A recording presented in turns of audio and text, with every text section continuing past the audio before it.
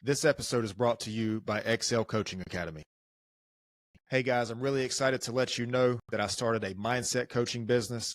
So what I want to do with this business is I want to help entrepreneurs, business owners, salespeople, leaders, and fitness enthusiasts or athletes develop the right mindset to increase revenue, improve business or performance, and overcome the challenges needed to become the best version of themselves.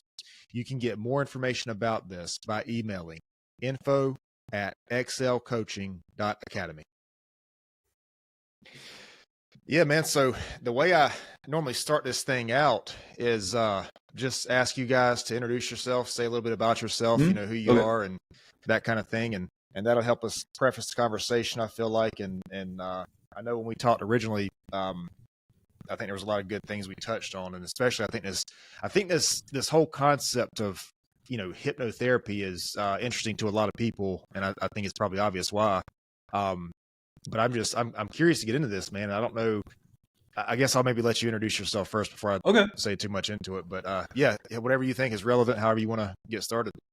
Well, like you said, I am a hypnotherapist, and I know that has a lot of baggage around it. Let me get back to my screen. There you go. That has a lot of baggage around. There's a lot of misconceptions, unfortunately, a lot of myths around it, because I think it prevents a lot of people from even exploring the possibilities of what this can help people with. And I'll maybe get my story a little bit later, but in terms of the work of therapeutic hypnosis, let's just dive right in and talk about what it is and what it isn't. And it's really not about controlling other people. You can't control another person, no matter what you see on the movies, no matter what you see on TV, no matter what maybe you've gone to one of those Las Vegas shows or into a comedy club. It's not about controlling over. You can't control another person. It's about giving back control. And the best definition I've ever heard of hypnotherapy is by Dr. Irving Kirsch, who calls it a non-deceptive placebo. Now, of course, we know about the placebo, especially around research. So say a pharmaceutical company is doing research on a high blood pressure medication. Half the research group is going to be the control group getting the sugar pill, some sort of medication, some sort of pill that has no medicinal value whatsoever, because they know people will use mind to heal the body. They know mind can heal the body. They literally have to account for that in their research. So half the group is going to get the sugar pill, and the other half, of course, is going to get the real medication. They're going to see how people heal, how people get better, hopefully with the medication, so therefore they can put it on the market. Let's say, just to make, for this example, 30% of the people in the control group get better, healing themselves through their own mind, because they think they're getting the real medication. They're tricking themselves into healing themselves. 30% get better through mind alone, through their own healing potential. The people getting the real medication, 40% get better. Well, they have to subtract 30% because maybe they got better through mind alone too. The medication had nothing to do with it. So really only 10% got better, and that's good enough. We'll put it on the market at $50 a pill. Well, nobody looks at, but more people got better healing through their own mind, through their own bodies, because there's no big money in that. There's no billion-dollar windfall in teaching people how to heal with their own minds. You can't patent somebody's healing potential. You can't copyright somebody's, subconscious mind. And so Dr. Irving Kirsch calls hypnotherapy a non-deceptive placebo, because we're not going to trick you into healing yourself. You're going to heal yourself on purpose. And I don't fix anybody. I don't fix anybody. Hypnotherapy really in and of itself doesn't fix anybody. You fix yourself. And it's your intention on what you want to do that creates the healing. It's your motivation. It's your focus on what you want to work on. Even if you don't know what the core issue is, you might just come in and say, I just have all this anxiety. I don't know why. That's all we need to work with. Because now your subconscious mind can focus on, okay, where's this feeling state coming from? The amount of effort your brain, your body has to go through to create anxiety, creating the adrenaline, the cortisol, moving 300% more blood to the big muscles of your arms to fight this danger, 300% more blood to escape the danger. It's got to come from somewhere. So it's turning down the power in your immune system. That's why people get sick when they're stressed. Turning down the power on your digestive system. No need to digest that sandwich so you have energy in 7 hours if you're in danger right now. And so that's why people get irritable bowel syndrome, IBS, because they're turning down the power of the digestive system. The amount of effort to turn on this stress response, to feel that anxiety or that anger or that worry, that overwhelm, is pretty extraordinary. So you know why you're doing it. It just doesn't happen all the time. I mean, maybe there's some very, very, very rare cases when somebody could say, yeah, they're constantly anxious 24 hours a day, 7 days a week. That's a very rare case and something seriously wrong there. But in terms of just our day-to-day lives, our chronic anxiety or chronic anger, you know why you're doing it, because it doesn't happen all the time. It's only being triggered here and there, maybe a lot, but not all the time. And while you may not consciously know why you're doing it, subconsciously you do, within the unconscious. And so what's amazing and brilliant about hypnotherapy is that we don't use conscious mind to try to figure out your problem. And I think that's why people spin their wheels in talk therapy, is because they don't know what the core issue is. They don't know what happened to create this feeling state, this depression, this sadness, this grief, this sorrow. And so they just spin their wheels talking about what happened at work or what's happening in the relationship. And yes, those are problems that need to be talked about. But the reason they're there for 80, 90, 100 sessions over 2 years and still hurt and they're still in pain is because they don't know what the real problem is. And they're looking outside of themselves to another person to fix them. They don't know what's wrong. And so maybe this person can tell me what's wrong and tell me how to fix it. And they don't know. How would they know? Right. And so that's why it's taken so long, trying to dive in deep. You know what the problem is. That's why you're creating this armor to protect yourselves. You know what you're protecting yourself from in the unconscious. And that's what's so stunning about this work, is by bypassing that conscious level of mind and accessing that unconscious part of mind, you can heal. You're allowed to do that. And it doesn't have to take a long time either. You know, healing happens in an instant. Now, there may be some setup, some lead up to that healing. But in terms of healing, in terms of change, it happens in an instant. Just like that trauma was installed in an instant. And God forbid, maybe somebody grew up in an abusive household. And maybe the safest way to live in an abusive household was to hide, keep yourself small, snuff out your light. That was the way to keep yourself safe. That was probably the best thing you could have done as a child. And so you install those instructions. Well, you're allowed to change those. And if there was abuse, maybe there is a car accident or a natural disaster or something, that trauma gets installed within an instant. So why wouldn't you be able to heal it in an instant? Who told you you couldn't? And what is it to their benefit that you don't heal really quickly? And so I believe in the power of the mind, and that's what's so stunning about this. It's work. Yeah. Okay. So this is fascinating because I just want to make sure I'm following this correctly here, because I want to address a misconception that I think is a very common misconception, which you said that this hypnosis or hypnotherapy is not like what we see in the movies. It's not like you're, dangling what is it? They use a watch or whatever, somebody, it's not like that. I think what you said, if I'm understanding correctly, is you basically help the person with what they already believe, whether it's unconscious or conscious, and you help that person heal through the beliefs they already have. Is that correct? Even if they're not aware they have them? Sort of like we're not going to do anything you're not already doing already, if that makes any sense. You're already hypnotized to a certain extent. If you're creating anxiety and you don't know why, you're literally changing your physiology, changing your brain chemistry to an unknown trigger, to an unknown threat. You've already hypnotized yourself. And so it's not that you can't be hypnotized. You already are. You're already out of control. What we're going to do is give you back control. And by accessing the information you installed, and not to blame the person, not to blame the victim, not to say it was their fault, but the child or the teenager or the person in their 20s or 30s or 40s, you're the one who installed those instructions on how to keep yourself safe. And that actually becomes very empowering, because if you're the one who installed them, then you're the one who can change them. And that's where this becomes quite safe and gentle and easy to do, because we're looking to you, the person who created this armor, to remove it. And you're not looking outside of yourself. And so the thing with one, we're all to a certain extent hypnotized, and we can all move into this hypnosis state. I think that what trips up a lot of people and is really unfortunate is the word hypnosis, because we see the movies and the TV shows, and it's not some we're not going to turn anybody to some sort of voodoo zombie, or we're not going to like hypnotize like Jason Bourne to assassinate the prime minister or anything. That's not what this is. If you've ever had the experience of just drifting off during a meeting, a boring meeting, and you start thinking about the weekend, and you got people coming over, I gotta get the house together, or oh my God, I got that presentation next week, and I got to redo the PowerPoint, and I got to get more numbers and information. You start daydreaming and not paying attention to where you are in the moment. You've just put yourself in the state of hypnosis. You just altered your state of consciousness. Just like maybe me back in high school math class, and I'm paying attention. It's going to be on the final exam. I got to do well. And so I'm paying attention. I'm taking notes. I'm trying to concentrate.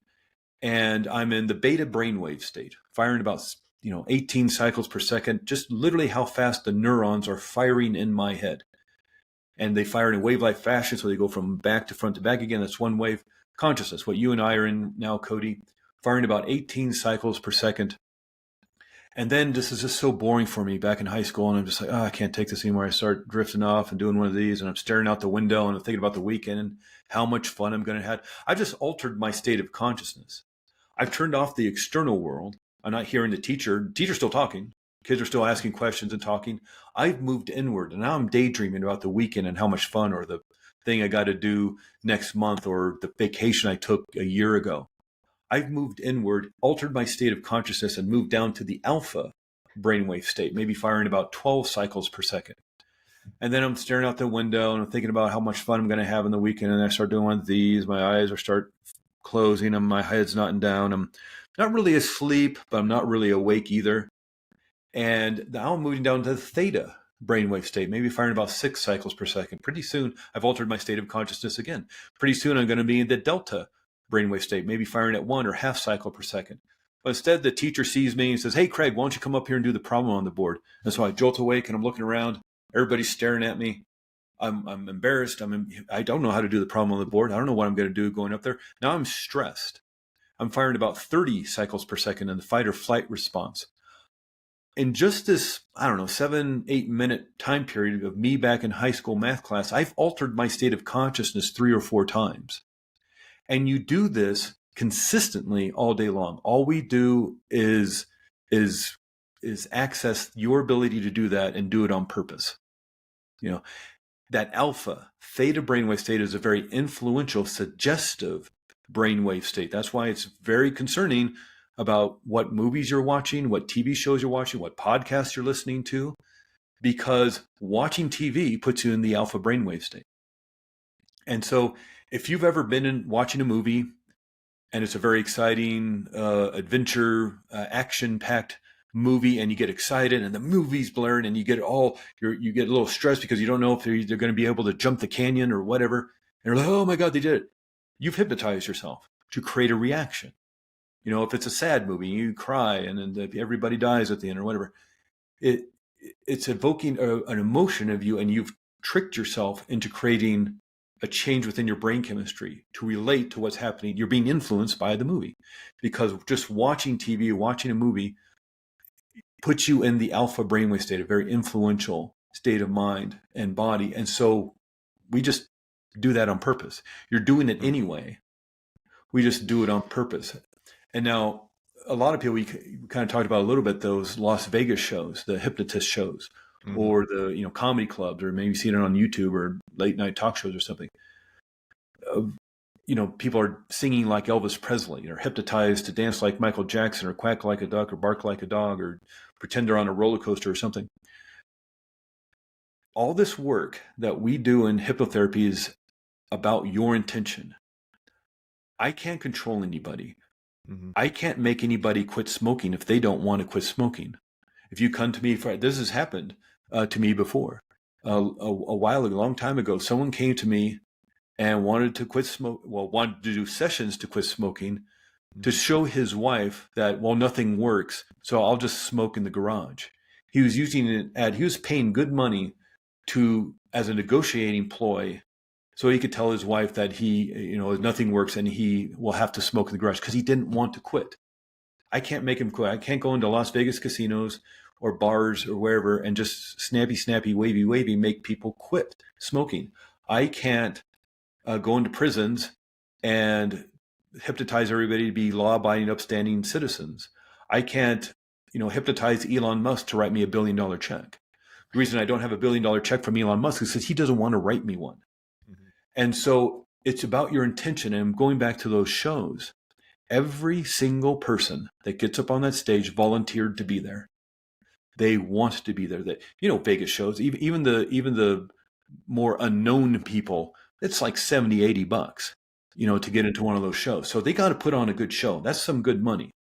And so when you buy a ticket, you sit down in your seat, there are a bunch of people who volunteer to get up on that stage. Now, I don't want to do that. I don't want to be up there. Maybe Cody, you don't want to be up there. Maybe a lot of your listeners probably don't want to do that. They think that's horrifying to go up there. But there is a certain segment of our population that loves doing that. They find that fun. They're extroverts. They're exhibitionists. They want to have a good time. They want to get up there and just have fun. They want a silly video to put on TikTok or Instagram or something. They just want to be funny in front of their friends. And watch them. By the end of the show, they have a big smile on their face. Why? Because they're having a good time. Their intention is to entertain and to have fun. And they do. I mean, there's people who go up on those big old huge roller coasters that are, 90 degrees angles. I don't want to do that. I don't find that fun whatsoever. But there are people who enjoy that and will do it over and over and over again. Just as there's people who will volunteer to go up on a hypnotist stage and act silly and dance like Michael Jackson and sing like Elvis because they find that funny and they find that a good time. You can't make anybody do anything you don't want to do. And even if you watch those shows, like a video of it, at the very beginning, you'll watch the hypnotist is doing a test to make sure everybody can do the show. Because there's people who get up there and then, oh my God, there are 200 people are staring at them with bright lights and they're all videotaping everything and they get nervous. And if you're in that high rate of stress, they're firing at 30 cycles per second, you're not going to do a good show. You need to be down to that 16 cycle per second, 14, 12 cycle per second. And so they'll do a test. Not only will they do a test usually with the whole audience in some form or another. And then, okay, who wants to come up here and have a good time? And a bunch of people raise their hands. So he picks about 15 volunteers. And then they go down, what's your name? Where are you from? And you want to go into hypnosis, have a good time. Yes, yes, yes. They say yes like 7 times before they even start the show. And then they'll do a little test, a little technique like, all right, I want everybody to close their eyes and pretend, do the prayer position with your hands, pretend that your hands are super glued together and pretend you can't pull them apart. Just try to pull your hands apart. Notice they're stuck. Everybody's like doing this and they can't pull their hands apart. And that one person does this, pulls their hands apart. They're off the stage. Because they're not going to do a good show. It's $80 to get into this show. And if somebody's doing this because they want to give the hypnotist a middle finger or tell them, oh, you can't hypnotize me, great. Don't be hypnotized. Get off my stage. Mm-hmm. Because you're not going to do a good show. And I'm here to entertain, and everybody else up here wants to entertain and have fun. So leave. I mean, they do it in a nice way, in a polite way. But you can't control anybody. You can't, if somebody comes to me and wants to quit smoking and wants to quit smoking, they'll quit smoking. But I then can't hypnotize them to go rob a bank and we'll split the money at the end of the day because they don't want to. That's against their morals, against their ethics. So they won't. And a lot of this work isn't about diving into secrets and things. I've heard too much as it is. I don't need to hear your secrets. It's painful sometimes to hear a lot of that stuff. You heal yourself. I'll help facilitate. I'll lifeguard at the side of the pool. But you do the healing work. And sometimes this stuff can be done non-contextually, meaning we don't have to dive in deep into every single aspect of the hurt and pain you've been through because you know what it is. So let's just heal it. And it's sort of like, just really quickly, like a great analogy would be like, gripping onto a pen. Like we grip onto a pen very tightly with our fist. And after a while, we grip onto this pen so long that we think it's very familiar to us. And then it's becoming very comfortably miserable because we're just so tightly holding on to this pen. And then after a while, it's so familiar, it's so comfortable that we think this is who we are. But it's not. Just open your fist and drop the pen. Right? It can be that simple. Just drop the pen. And you don't need to know how a pen is made. You don't need to know what color ink it is. You don't need to know how ink is made or what ink even is. Just drop the pen. Maybe it's useful to know some of that information, but just drop the pen. And just as it can be installed that quickly, the trauma, why can't you heal it that quickly? Yeah. Okay. So there's a lot of things that I want to touch on right here. Sure. Let me backtrack for just a minute because we were talking about changing brain states and we were talking about the alpha, the beta. I think theta is one. Yep. I think I'm missing one. Well, delta is sleep, and there's Delta, there's more yep. in between. Now we're talking about now there's gamma way up above, but that's a whole different thing. That's a whole different conversation. But so when you're driving and you just kind of zone out, is that alpha or is that okay? So all right, it's that thing of, if you've ever had that experience, and a lot of people have, of driving home, and you get to within like 10 blocks of your house, and you start saying, "Oh my God, I got people coming over. I got family coming over. I got to get the house together. I got to get the shopping done." Or it's like, "Oh my God, I got that presentation on Monday, and I got to get the PowerPoint done. And now the numbers are all wrong because of this new information. I got to spend this weekend doing that." And then all of a sudden you're in your driveway or you're in your garage or in your parking spot. You've moved yourself into a hypnagogic trance state. It's a fancy term for the alpha and theta brainwave state. You move down into 12 cycles per second. Now, it's not unsafe because you know how to drive home. If you've lived there for several years, 365 days a year, you've driven home thousands of times. Just like you know how to tie your shoes, you know how to ride a bicycle, you know how to zip up your jacket, you know how to walk out down the street without going left foot, right foot, don't fall over. You can drive home because you've done it so many times. And so it's not unsafe. It's just that unconscious part of your mind took over. So your conscious part of mind can think about whatever task you need to accomplish, or, whatever chores you need to get done when you get home, and all of a sudden you're at your driveway. So again, it's not that we're doing anything different or unusual. We're doing exactly what you do already. Right. We're just doing it on purpose and for the intention of your healing or your growth.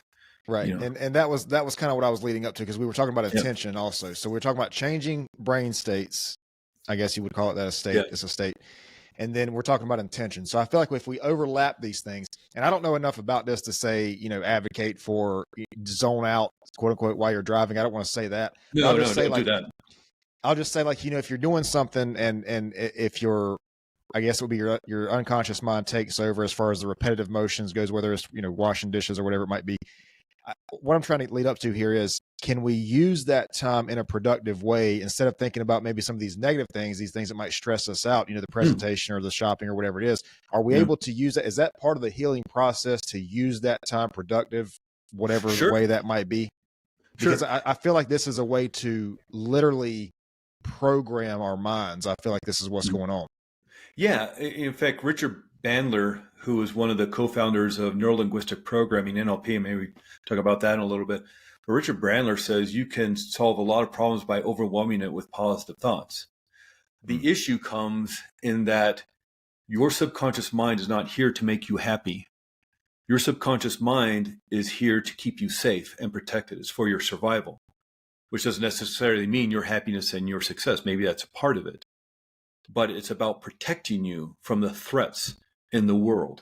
And if you have been under some abuse, some bullying, some traumatic experiences, you have maybe armored yourself in a way that creates a lot of anger in men, depression, anxiety, stress, worry, overwhelm. And that's what's going to be at the forefront, because it's about your survival, not your happiness. Now, you can, and I just saw this great, I forget who did it, and I apologize to the person who put this out there, but on Instagram, someone was talking about having a glass of water and taking a teaspoon of dirt and stirring it around in there. It doesn't matter how much sugar you put in that water, it's not going to taste good. You have to get the dirt out. Then you have a clean glass of water, and then you can maybe put some sugar or whatever else you want in there. And so you can apply happiness and you have positive thoughts. And Richard Bandler says you can solve a lot of problems with positive thinking. But if there's some core issues of hurt and pain and wounding that happened that you may not even remember or consciously know about, that has to be cleared. Yeah. Because you're consistently going to try to protect yourself from that. And look, we don't want to get rid of anxiety and fear. Fear is that thing that keeps us from walking down the dark alley at midnight, even though it's a shortcut home. That's the thing here. I live in Arizona, and while I live up in the mountains, up north, down south, you're walking out in nature, and there's a rattlesnake in the trail. The rattlesnake's not your friend. Move away from the rattlesnake. Keep yourself safe. Be afraid of the rattlesnake. Don't step too close to the edge of the Grand Canyon. Be afraid of that. And so the anxiety and the fear is there to warn us that there is danger. Sort of like the fire alarm in a building. Someone pulls a fire alarm, the lights and the sirens go off warning everybody that there's danger, get to safety. We also have a warning system, but instead of lights and sirens, it's feeling states. The feeling state of fear, the feeling state of anxiety, the feeling state of overwhelming worry are warning signals that there's danger. The big problem comes in that our mind can't tell the difference between what's real and what's imagined. And so this is most noticeable. I mean, you probably, at some point in your life, Cody, and probably a lot of your listeners have experienced having a nightmare, or maybe maybe kids have had a nightmare or something like this. And it doesn't matter how stupid, how ridiculous, how crazy the dream is. A gigantic cheeseburger and his two hot dog friends are chasing you down the street, throwing coconuts at you. It's stupid. It's ridiculous. It will not happen. And yet your mind can't tell whether that's a real threat or an imagined threat.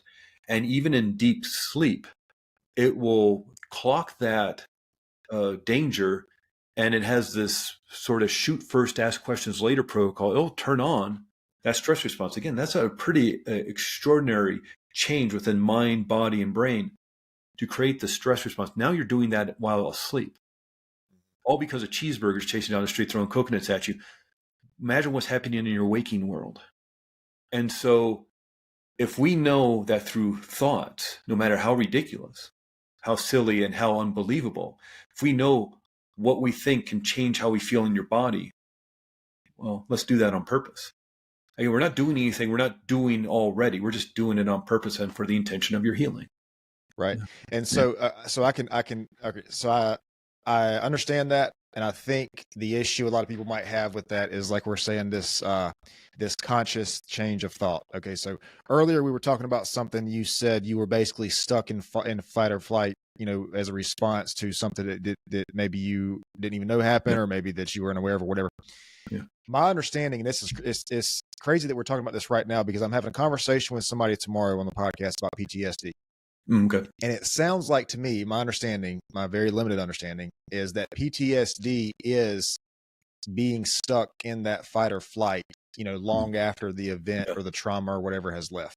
Yeah. And so, and maybe it's not even as extreme as PTSD. Maybe just people who have general anxiety or, depression of varying levels, maybe they also feel this. But it's like people who are in these states, whether it's PTSD, anxiety, depression, you can't just consciously or with a lot of ease just change your thought patterns when this is something that's been sort of replayed in your mind, I feel like.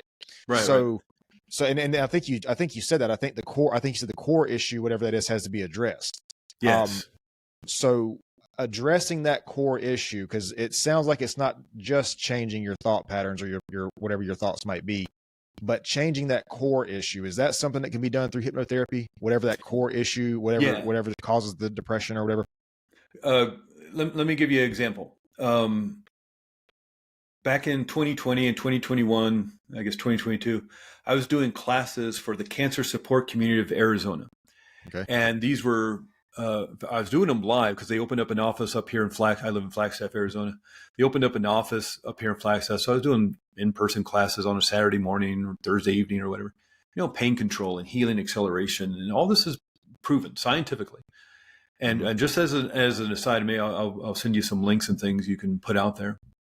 But if you want to research the scientific validity of hypnotherapy and hypnosis, Google has a kind of subsection called Google Scholar. And all it does is search scientific and medical research as published in peer-reviewed journals. And so if you go to regular google.com, and you type in Google Scholar, your first search result will be scholar.google.com. Type in hypnotherapy and PTSD, type in hypnotherapy and pain control, whatever you want, hypnosis and anxiety relief. And you'll get hundreds, if not thousands, of results on peer-reviewed articles as published in medical journals and scientific journals showing the efficacy of this work.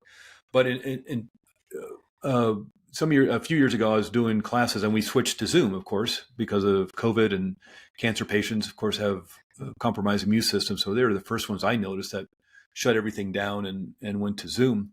And now I say 80 to 85% of all my sessions one-on-one are over Zoom, just because it's so convenient and people feel relaxed and comfortable in their homes, and it works really well.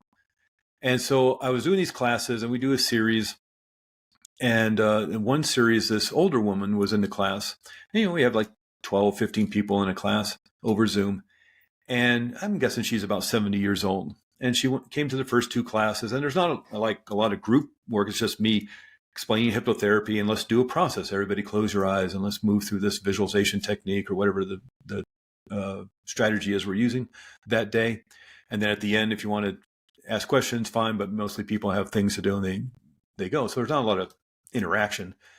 But the third class, I'm early setting up the Zoom room, and she came early, and we're just chit-chatting about life and the weather. And then all of a sudden she asked me if hypnotherapy works with procrastination. And I said, yeah, it works well with procrastination, because procrastination is a mindset issue. Even though this thing will be beneficial to you, getting the homework done, getting the report finished, doing the presentation, you're backing away from it, making yourself smaller, because for some reason you're finding it dangerous. Again, you've hypnotized yourself to not only move away from something dangerous, but something that could potentially be beneficial to you by getting the promotion or getting the raise or graduating and moving on to something else. And so, yeah, that's a mindset issue. Hypnotherapy can work with that because it's something stuck and installed within the subconscious mind. And so we actually set up a session for the very next day, because I had an afternoon availability appointment open. And what's interesting about this work, when your subconscious mind starts thinking about, oh, we're going to do a healing session, the gears start turning. And the subconscious mind kind of goes, well, we could work on a problem, but why not work on the problem?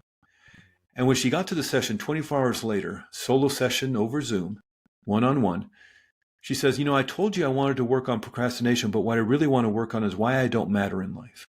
This is a 70-year-old woman who thinks she's worthless and doesn't matter. Of course, that's a mindset issue, and that's probably very painful and really hurts. And there's a feeling state to that, just like there's a feeling state to anxiety, or there's a feeling state to anger. And somewhere in your body, you can point to and say, I feel anger right here. I feel anxiety right here in my gut or in the back of my head. There's a feeling state to not being worthy or feeling worthless or not mattering. And so we're doing this healing work, and we get to a point where I think it's best to regress and find the origin of this unworthiness that she feels. And so we do this regression process, and I count 10 down to 1.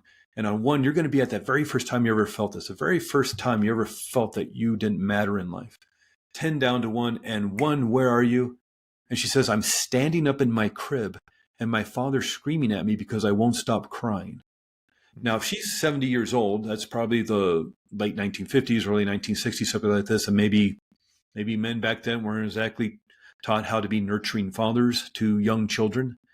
Or maybe dad's just not the greatest dad in the world, not a very nice person. Or maybe just dad's having a bad day, a bad week, a bad life. And mom's out of the house and the baby won't stop crying. He doesn't know what to do. And out of frustration and just having had enough, the only thing he knows how to do is to scream louder than the baby and tell the baby to shut up. And in that instant, that child that's a year old, maybe 14 months old, the child, as all of us, whatever age we are at, has to justify what is happening to us. Why is this happening to us? And in that instant, that child decided, well, the only thing that makes sense is that I don't matter in life. I obviously don't matter, because here's this person who's supposed to nurture me, who's supposed to love me, protect me, is screaming at me, just telling me to shut up. So I must be worthless. Another option could have been, whoa, dad's having a bad day. Maybe I'll be quiet and we'll have fun tomorrow. But in that instant, that child, what the child came up with is that I must be unworthy of love, of attention, of being creative. I must not matter in life. And she carried that with her for some 70 years until one day she decided to change it. And she did. And I never saw her again, And we kept in touch. I follow up with people, check in, making sure they're doing okay. But she did two or three group sessions on topics that have nothing to do with what she wanted to heal, pain control, healing, acceleration, just generalized topics in a group setting. Did one solo session, went all the way back to standing up in the crib, which again, I don't know, I'm guessing that's 12 months old, 14 months old, healed it, and now is living an amazing life. We kept in touch for about a year, going back and forth with email, just checking in every month or so, seeing how she's doing. She's doing fantastic. Change happens in an instant. There may be some lead up, as I said, some setup, maybe 70 years of setup, but there came a point in her life where she says, I can't do this anymore. I want it to change. And so she changed it. It didn't take years of talk therapy, of going over. I mean, how long would it have taken her in talk therapy to go back to standing up in the crib? Who ever remembers something like that? And so that's, again, why I started off with, sometimes people spin their wheels in talk therapy, and not to put talk therapy on blast, because I think it's very important. I think everybody should have a coach. Certainly every champion has a coach. Every master musician, any 10th degree black belt in Taekwondo has a coach, has a master that they're following. And so it's always good to have that second pair of eyes, especially around relationships, especially around business, especially around your health. But if you don't know what the core issue is, what are you talking about? What are you trying to heal? You're trying to heal these external issues, these subset issues, these side effect issues, and which is fine. Those need to be taken care of. But often what I find is you heal that core issue, everything else falls away. Everything else dissipates because they're all connected to that root issue. That foundational issue. You take away the foundation, the building must crumble. And so that's why a lot of people find that just doing this work in just a handful of sessions, they will literally rewire their brains and reset their nervous system. Now, having said that, there's kind of two parts to this. Yes, there's that deeper healing work like I just talked about. But we also know that what you practice, you get better at. What is strongest within your mind is what you do over and over again. So there's not just the deeper healing work we do in a session, but what do you want more of? You want more joy? You want more happiness? You want more peace of mind and body? You want more confidence? You can have all that, but there's practice to it. Michael Phelps, after winning his 28th gold medal, he was in the pool the next day practicing. Yo-Yo Ma, considered one of the greatest cello players of all time, 67, 68 years old, he still practices every day. Any 10th degree black belt in judo or taekwondo is going to practice every day. The Dalai Lama, 90 years old, still meditates every day. If anybody was to have it down by now, you think it'd be that guy. But he talks about the anger and the sorrow and despair in his talks and his teachings and in his books he writes about. Chinese government is still arresting his monks and torturing his monks in Tibet. They're still bulldozing down his monasteries to build roads and buildings, and probably mainly just to give him the middle finger. And as a human being, that's got to create a lot of grief, a lot of sorrow, a lot of despair, a lot of anger. He was exiled out of Tibet in 1957 or 1956 or something like that. But he doesn't want the anger to be who he is. He's going to feel it because he's a human being. And we feel the full spectrum of emotions. But he doesn't want that to be who he is. He doesn't want the anger to infest him. And so every day he practices loving kindness and compassion meditation. That's his work. To this day at night. And he doesn't have a lot of the challenges that a lot of us have. He's not married. He doesn't have kids. He doesn't have a 9-to-5 job. He doesn't have a commute down the freeway. It takes him 45 minutes. He has a staff of people to meet his every need and want. And granted, he has great responsibility, but he doesn't have a lot of these life challenges that you and I, Cody, and the rest of our, the listeners here today have. And yet he's still there doing the work. So there's two parts to this. There's the deeper healing work, getting the dirt out of the water, if you will. And then what is your intention? What does you want? You want more happiness? You want more physical health, mental health, emotional health? You want joy? You want compassion? You want confidence? You can have it, but there's practice involved with that to rewire your brain, rewire your system. And just as, many of your listeners probably remember Jack LaLanne. You might be too young for him, but back in the 60s and 70s, Jack LaLanne was the Richard Simmons of his time. And he'd be on all the talk shows, Merv Griffin and Mike Douglas and Dinah Shore and all that, Johnny Carson talking about health. He had his own line of gyms, the Jack LaLanne gyms. He was a guy, if you ever heard of this guy, who would, on his birthday, swim across the lake towing pulling rowboats with people in them across the lake. He was doing that into his 80s to celebrate his birthday and to promote health. He was working out the day before he died at the age of 96. And so we know with our physical health, you just don't get to go to a personal trainer once and work out twice at the gym and then you're good for the rest of your life. And you get to look like Hugh Jackman as a Wolverine for the rest of your life. You have to work at that every day. You have to do something for your physical health every day. You have to watch your food. You have to watch what you're drinking. You have to certainly exercise for doing something. So what about your mental health? What about your emotional health? What are you doing for that? It's just say you go to a talk therapist for a couple of months and then you're good for the rest of your life. There are always going to be challenges in relationships and at work with your career, with starting a new business. There's always going to be challenges. So what are you doing every day? Not only to promote your physical health, but your mental and emotional health. And even if it's just 5 minutes to do some sort of affirmations or visualization exercises, or seeing the future you with all the joy and happiness and abundance and prosperity, whatever it is, even if it's just 5 minutes, you got to do something. Because what you practice, you get better at. What is strongest within your mind is what you do over and over again. That's the basis of therapeutic hypnosis. So this is really interesting, man, because I this makes me think that do you work with people with addictions? Yeah, addiction works well. It depends on specifically what the situation is. If we're talking cigarettes, in fact, that's probably one of the most famous things hypnotherapy works with, was most favorite for. But yeah, this helps with alcoholism, works with heroin addiction, things like this. Now, I want to be very clear about this. This isn't the be all end all. This is a tool in your toolbox. And we all need all sorts of coaching and help. Look, to win the World Series, you don't have one coach. You have a hitting coach, you have a running coach, you have a throwing coach, you have a nutritionalist, you have a physical therapist. It takes a lot of help to be a winner, to be a champion. And so this isn't alternative therapy as in only do this and don't do that other stuff. This is adjunct. This is as well as.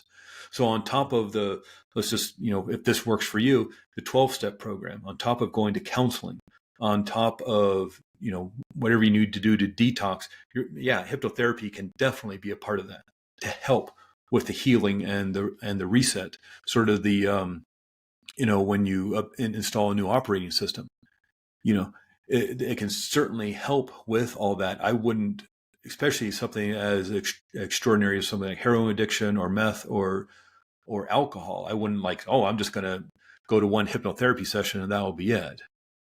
There's a lot more going on there that needs attention, but it can certainly be part of the team.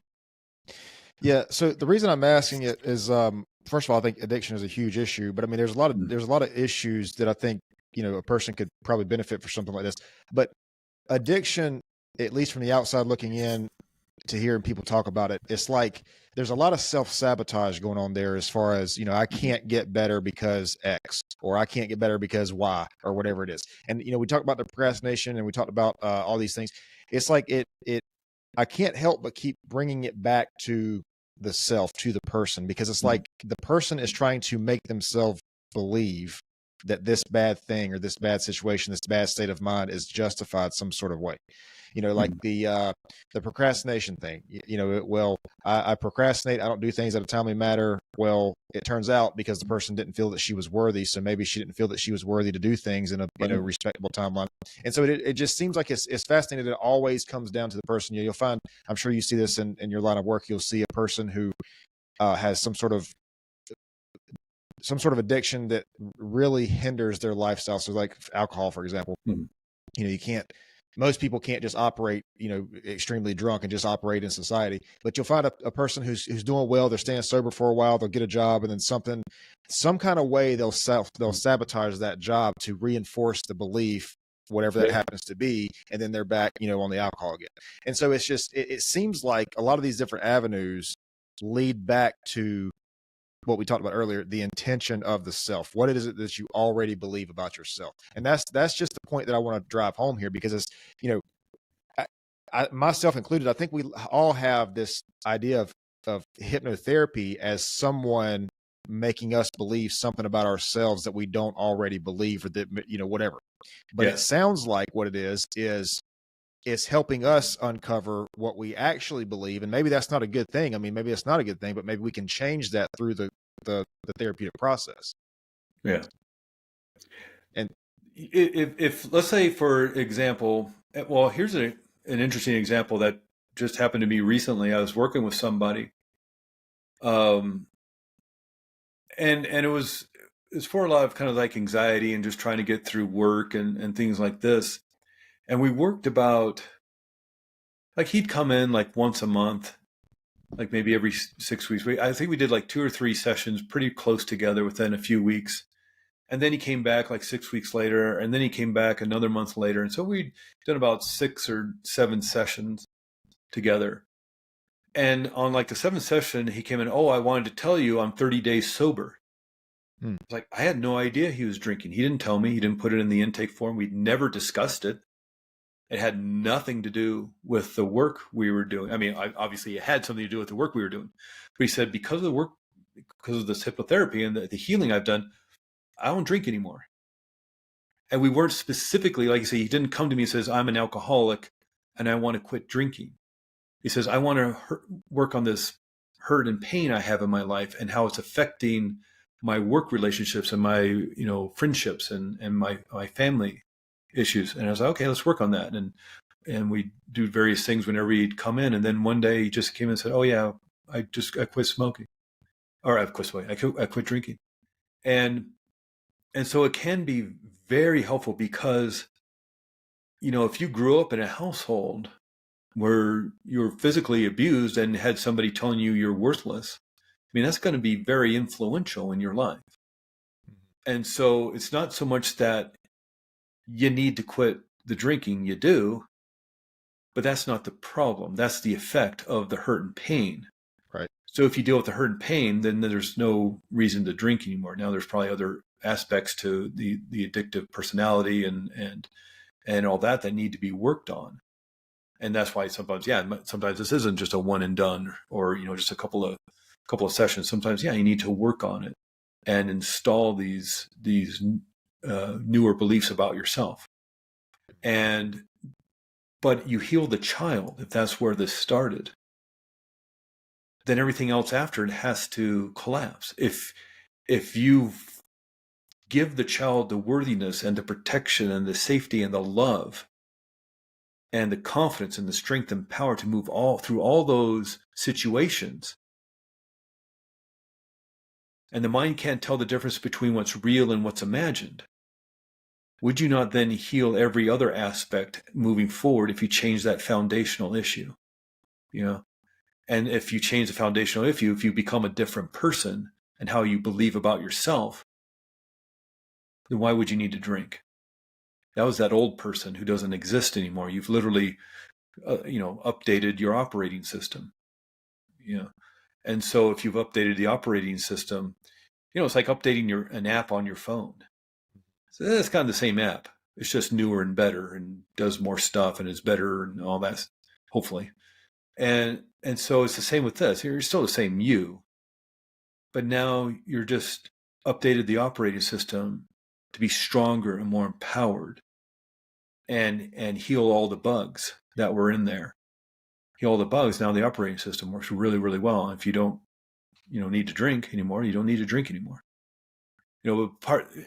As long as you are in a situation where that doesn't influence the drinking. That's a big problem with heroin addiction, is that people get put right back in the same situation that was causing them to use heroin in the first place. If you live in squalor in the bad part of town, in a building that's about to be demolished for safety reasons, and your family comes, oh, we got to get you into rehab. You're like, yeah, I'm ready for rehab. And they go to a beautiful place in the Bahamas or Maui or somewhere, and they were around loving people and nurturing people and great food and a beautiful place. And after 30 days, they're like, this is great. I'm not on heroin anymore. I love life and I love myself. And you put them back in that same building, because where else are they going to go? They're going to start using heroin. There was a extraordinary situation during the Vietnam War in the early 70s when the Pentagon and the Nixon administration realized that they had a big heroin problem on their hands because the kids over there in this horrifying situation of the Vietnam War were using all sorts of methods to numb themselves, whether it was alcohol, really good pot over there, but also really good heroin, stuff you could snort.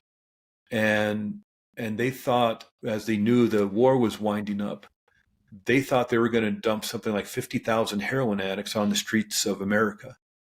And so they actually developed commissions and special committees and reports on how they were going to deal with this situation of all these heroin addicts. And what they found, though, is that when they pulled the kids out of Vietnam, usually sometimes they'd end up in Germany and then Germany to back in America, but they would take off the uniform. They'd start growing their hair before they even, got back to America because they were out of the military. Start growing their hair, start growing beards, put on civilian clothes, get on a commercial airliner to fly home. They were no longer in a situation where they needed to numb themselves and find relief from the horrors that they were experiencing. And when they arrived back home to Cincinnati or Cleveland or Houston or Athens, Georgia, or whatever, San Diego, when they arrived back in, they didn't need heroin anymore. They literally went cold turkey and cured themselves because they were no longer in the hell that required them to numb themselves out. And of course, there's also the situation of where in America are you going to find pure heroin like that? You're going to have to, cook it up and inject it. And who likes injecting? And where are you going to find that anyway in 1974 Cincinnati? And so their whole world changed by moving back to a place where they felt safe and comfortable. Therefore, they didn't need heroin anymore. And the problem pretty much solved itself. They healed themselves by removing themselves from that literal physical hell, that world of horror. And so when dealing with addiction in terms of, and I'm not an addiction specialist, that's not my field of study. I can certainly help with that in terms of a team of people or somebody's healing around that stuff. But in terms of dealing with addictions, is it not more dealing with the hurt and pain that's having the person numb themselves out? If you deal with the anxiety and the stress and the wounding and the trauma and the PTSD, well, then what do you need to numb yourself from? Assuming that, you're still not living in the abusive household and you're still, doing all that, coming to a hypnotherapy appointment, then going back to an abusive house, probably is not going to help very much. So again, you need to not only update that operating system, but find yourself in a safe place, so you don't need to self-soothe yourself with things like alcohol or heroin or meth or whatever. That's a good point. I was actually going to ask you that. I think a war zone is probably obvious. Abusive house is obvious. How important do you think your environment is to the human mind when we talk about these things? I mean, because, I think it's like I said, getting out of a war zone, I think that's pretty obvious when getting out of an abusive house. But I mean, because it's not necessarily the case, especially if it is a house that, maybe is, I don't know, got clutter all around or whatever. That's not necessarily an immediate fix, but it's also something that's not out of the realm of possibilities to be fixed. Just clean the house up or whatever it is. Yeah. So how important do you think environment is to the mind like that? I think it's extraordinary for me. You can see that, the difference between a huge city like New York, Tokyo, Chicago, San Francisco, as opposed to a more natural setting like, maybe Humboldt County in California amongst the redwoods, or somewhere beautiful in Oregon or northern Idaho, or somewhere, or in Montana or something. Moab, Utah, as well as so like Montana or Wyoming, Jackson Hole, Wyoming. There's a different feeling. There's just buildings, there are restaurants, there's coffee shops, but Jackson Hole, Wyoming feels very different than New York City, Manhattan. And so there's a different environment there that's going to, I would think you would want, having been to New York a couple of times, it's like, or in San Francisco a lot, because I used to live in Santa Cruz. It's like I put up my armor when I go to those big cities, whereas I living in a beautiful, beautiful place like Flagstaff, Arizona, in the beautiful mountains amongst the beautiful trees and beautiful forest. It's very, very different. Still houses, and I go to a building to go to work, to my office, and I go to restaurants, and I drive down the street in my car. But it's a different environment, so I feel differently here, And that's not to say anything wrong with Chicago or New York or living in a big city. But there was that, a lot of maybe your older listeners of a certain age will remember that it's kind of a weird song / speech of somebody supposedly giving a graduation speech. It was something about, I was thinking in the late 1990s, and the gist of it was always wear sunscreen or something like that.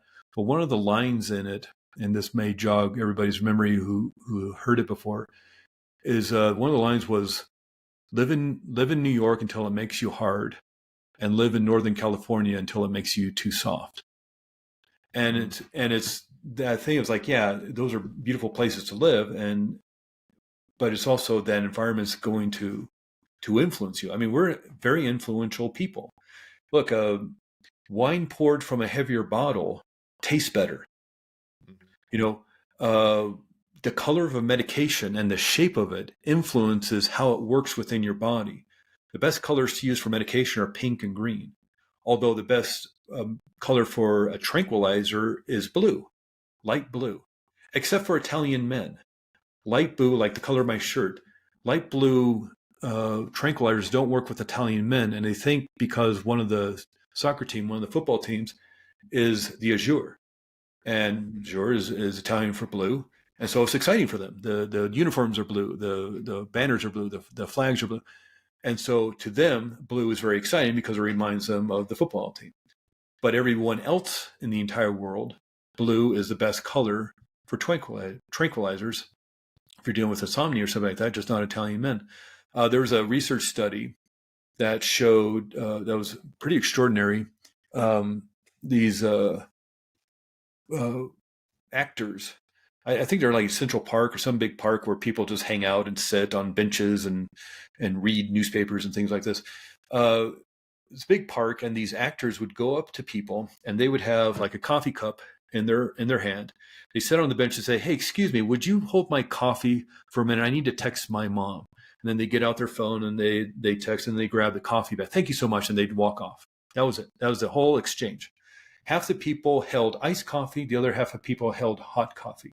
A half an hour later, they would be approached by a researcher with a clipboard, and the researcher would say, "Hey, I just wanted to see if you'd be willing to read these 3 paragraphs and answer 2 questions. You can have this $20. It'll take you 2 minutes."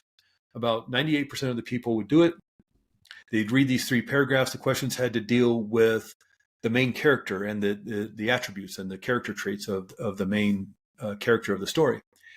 The people who held the iced coffee, 81% of them said that the main character was cold and aloof.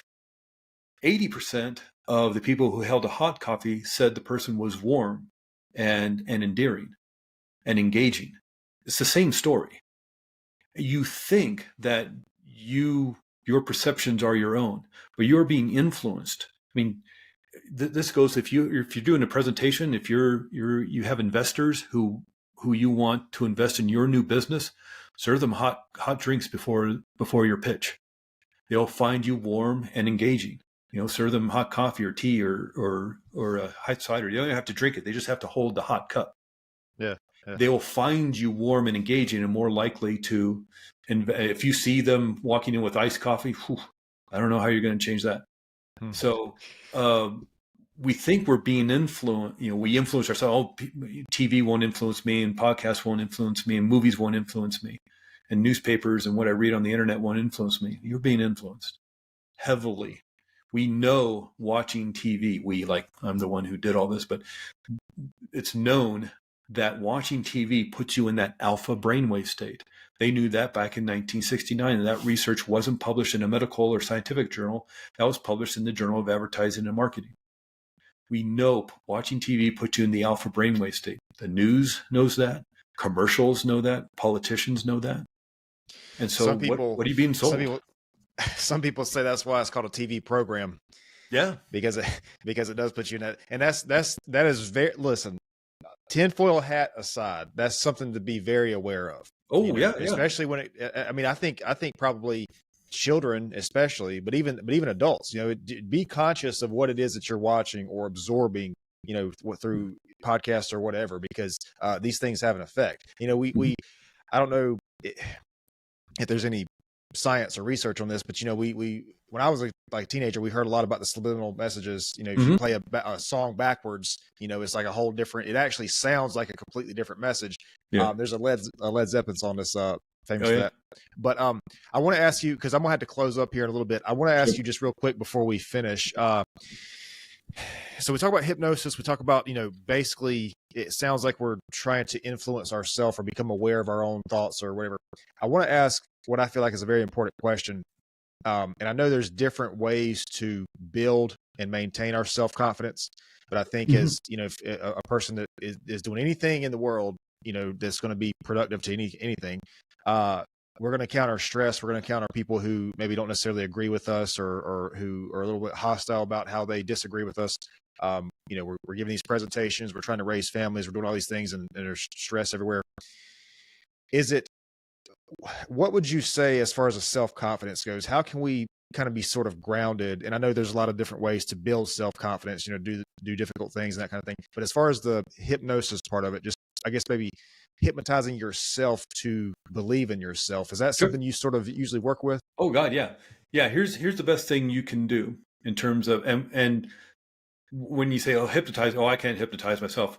All hypnosis is hypnotizing yourself. I can't hypnotize anybody. You have to want to be hypnotized, if that makes sense. Again, Right, yep. I can't control people. The whole thing with I don't have anything that looks like a watch, but the whole thing is just like, is to bore you, just like back in high school math class. Sleep, and that monotone voice. Remember Ferris Bueller's Day Off?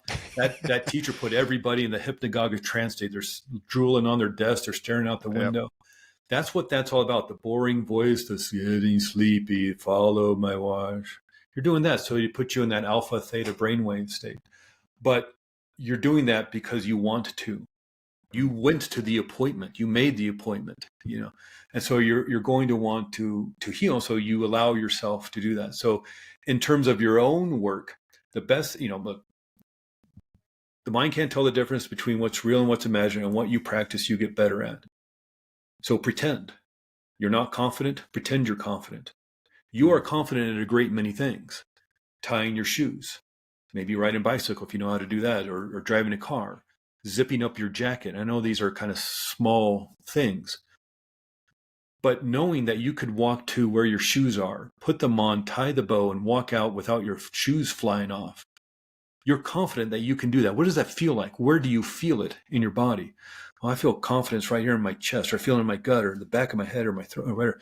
Okay, yeah, what's the color of confidence? It's green, it's red, it's dark blue. So fine, make it bigger, make it more colorful, expand and make it bigger. And now see yourself giving the speech, giving the presentation, doing the thing that you want more confidence of. And this will literally rewire your brain. And really quickly, because I know you got to go, but there was some research done in the 1990s. And at that point, there's so much new technology, researchers could watch a living brain work in real time. Before, all we had were sociological experiments and autopsies on, obviously, dead brains. And so as we're getting I was there, like the SPECT scans and the MRIs, as all this equipment is being developed, we can, again, there's a way they can watch the brain work in real time. So researchers wanted to watch the brain learn something. So they picked piano, and they had people come in who didn't know how to play, showed them simple little scales and exercises and little songs you learn as a beginner.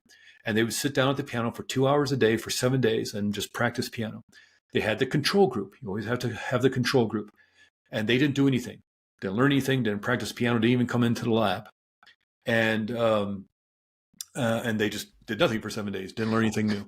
They had a third group who just randomly played the piano without learning anything. Just played the piano, went up and down the scales or up and down the keyboard. But what's extraordinary is they had a fourth group who only pretended to play piano. They brought them in, showed them the scales, the exercises, the little songs you learn as a beginner.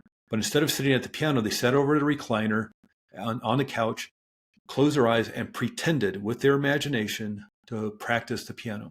At the end of 7 days, the group who practiced piano, they worked the keys with their fingers. They heard the music with their ears. They read the sheet music with their eyeballs. They developed a new neural network in the part of the brain associated with music and also learning. Of course they did. They're learning music. That's not a big deal. That's no big mystery. The control group, who didn't do anything, didn't learn anything, didn't practice anything new, nothing changed in their brains.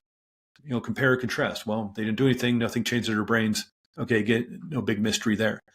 The group who only randomly just plucked at the piano, nothing changed in their brains because they didn't learn anything. They weren't doing anything new. They're just randomly just playing nothing on the piano. But what's extraordinary is the group who pretended to practice, pretended to learn something new, even though they never touched the piano. They developed the same neural network in the same part of the brain as those people who were really playing the piano. Their brains look like they were practicing the piano, even though they never heard any music, they never read any music, they never worked the keys with their fingers. You can literally pretend that you're doing something and rewire your brain. Many people of a certain age may remember back in the 1970s, the Olympics. The Soviet Union was very dominant in gymnastics, Nadia Comaneci and all of them. And nobody could figure out why they were winning the gold, the silver, and the bronze. Nobody could figure out why they were winning the world championships, everything. They were so far ahead of everybody else, no one could figure out what they were doing until some of the athletes and some of the coaches started defecting in the late 1970s, early 1980s. And what the world discovered was that the gymnastics team of the Soviet Union was spending 50% of the time, at least 50% of the time, in mental rehearsal. Meaning, yes, they would practice. If they're doing the maths, they would practice the jumps and the flips and the tumbles and all that stuff. If they're doing the uneven bars, they'd practice on that. But then they'd sit on a couch, sit in a recliner, close their eyes, and run that routine over and over and over again. Now we know why that actually works for them, because they are literally wiring success into their brains. You can find books written about this back in the 80s. They were literally wiring, and I guarantee you, every single athlete, every single Olympic athlete, every single professional athlete is doing mental rehearsal every day, because we know it wires it into your brain. And what becomes very alarming is, what if you're rehearsing failure? What if you're thinking about, I got to give that speech in a couple of months? And what if you're seeing yourself, I'm going to stumble over my words and my PowerPoint's going to be upside down and I'm going to forget what I'm going to say, and people are going to start to chuckle and laugh and roll their eyes. They're going to throw rotten tomatoes at me and chase me off the stage with pitchforks and fire. If you're practicing failure, are you literally not wiring that failure into your head and wiring into your nervous system? So what are the chances that it's not going to go very well? So in terms of a long answer to a short question, what can you do for your confidence? Practice being confident, practice being successful. Well, and I guess it sounds like this could go whatever a person feels like their thing is that needs to be worked on, whether it's self-confidence or self-worth or, whatever it is for themselves, just kind of wire your brain to think that you already are that thing, whatever that might be. Yeah. Now, I want to say this because people who listen to the podcast and people who know me personally or just listen to some of the things that I say know that I wouldn't necessarily support or advocate or whatever it is Stoic philosophies, which one of those philosophies are, if you're going to do a thing, envision the possibility that you might fail so that you can teach yourself how to react to it. But the difference with that is, I think from what you're saying is you're talking about, when you say, visualize these things, positive or negative, you're talking about the physiological attachment to it. So how do you feel when you're confident? How do you feel when you win? How do you feel when you give this presentation and everybody loves it and it's great? I don't think the Stoic philosophy says it. It just says, imagine what if, you're giving a presentation, the power goes off. Okay, what are you going to do so that you're planning? Exactly. Yeah. It's not that you're expecting this, but it's what if this case were to happen, how would you proceed with it? Yeah, you need a contingency plan. Exactly. Yeah. I mean, if you, a lot of times we show up with a flash drive and it's not going to work because we're using whatever the Apple version was, a keyword or whatever, and they're using PowerPoint. It's not going to work. What do? Well, okay, now you have to, improvise. Right. But that's not. But in terms of practicing, in terms of having a bullet point plan, It's just like a flight simulator. A pilot's going to get, let's say they have to fly into London next week and they've never been to Heathrow Airport. They're going to get in a flight simulator and practice. Mm-hmm. And it's not that they hope that there's turbulence or hope that it's, a big rainstorm or whatever. They're just practicing in case that happens. They'll know what to do. Right. Because they want a successful flight. And that's kind of what's happening when you ruminate as you're trying to fall asleep at night. If anybody's ever done that before, it's, one, we're tired, we have decision fatigue, and all of a sudden your brain goes, oh my God, that presentation I got to give next week, and it's going to go poorly. I'm going to forget what I'm going to say. Or you start remembering that thing that happened a couple of years ago, 20 years ago, 50 years ago, it's causing the PTSD. It's your mind kind of doing a flight simulator. It doesn't want to experience it again. It's not trying to harm you by reliving it over and over again. It's trying to run scenarios so that you are safe the next time that may happen. It wants to protect you. And so like a flight simulator, practicing on a flight simulator is practicing whether that thing happened 50 years ago or it hasn't even happened yet, and something you may be fearing in the future. It's running scenarios to practice what happens if everything goes wrong.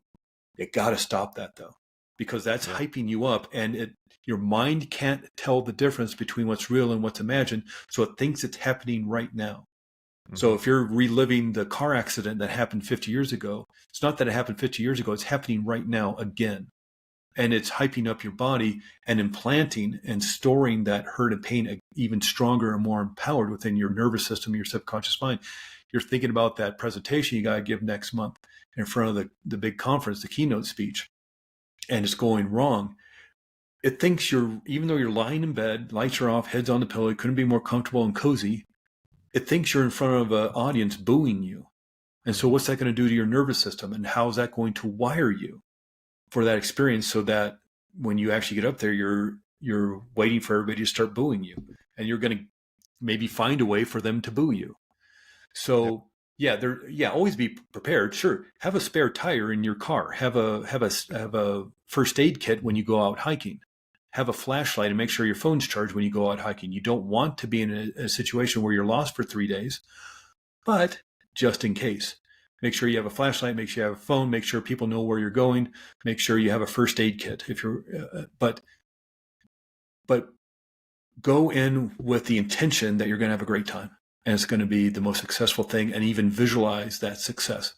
I mean, maybe not with your hike, but if you're like doing a presentation or you're about to present in front of new investors for your business, or you're hiring somebody or whatever, go in visualizing the success, and like we know from the Soviet Union athletes, what we know from that piano player's research study, it will literally wire success into your brain. It's not hard. All you have to do is just pretend. How easy is that? This isn't hard work. Yeah. You just got to do it.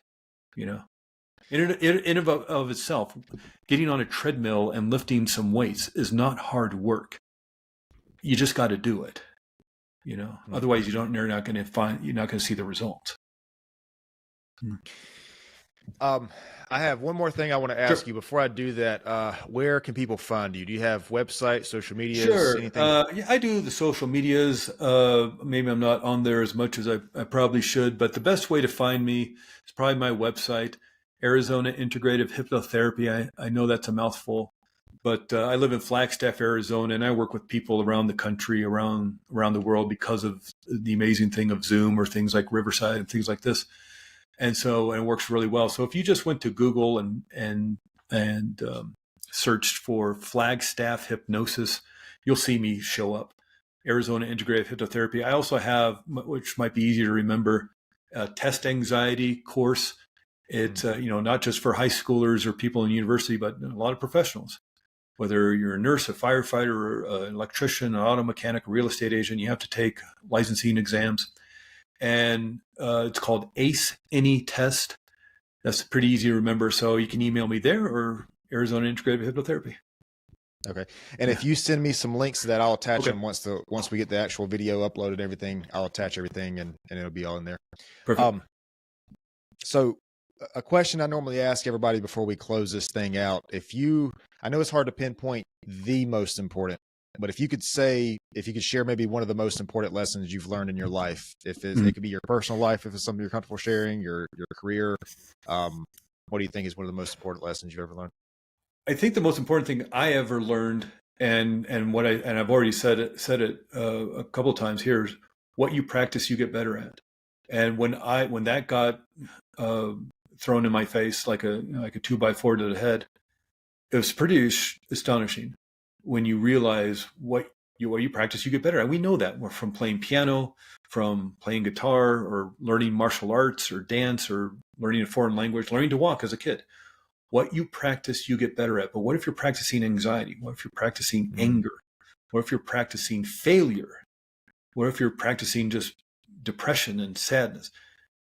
What you practice, you get better at. And you will literally, like we know from the piano players, it will literally wire it into your head. You can literally wire anxiety, wire depression, wire anger, wire failure into your brain. So once you understand that scientific fact, you can start to change it. But you have to be aware enough to okay, I need to start practicing feeling good within my mind and body. If there's some dirt in your water, as we kind of the metaphor was a little bit ago, yeah, you need to clean it out. You need to remove the hurt and the pain, the wounding, the trauma, the PTSD, whatever it may be. But you can build yourself up. You can be the person you want to be. You can have the happiness, the joy, and the confidence, the success, the abundance in all areas of life.